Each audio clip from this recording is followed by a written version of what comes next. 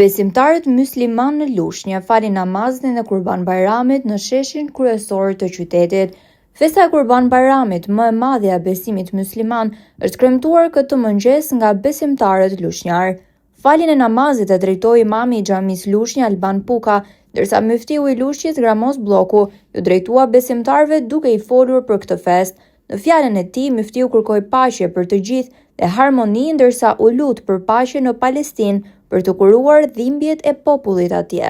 Ai është absoluti. Ai është më i larti. Dhe nuk ka zot tjetër për të adhuruar me të drejtë veç Tij, i cili është një, i pashoq, i pashëndëtyr. Dhe e lartësojmë ata, duke e përfunduar, vëllezër të nderuar, respektoni njëri tjetrin, duajeni njëri tjetrin, mbajeni lidhjet farefisnore, duajeni këtë fe, e cila nëse do të kapemi prej saj, do të nderohemi. Lusë të madhin Zot në këtë ditë shënuar dhe të begat, të ketë pranuar adhurimet tona, ketë pranuar gjithçka që kemi bërë për të kërkuar dhe për të pas kënaqësinë e Tij.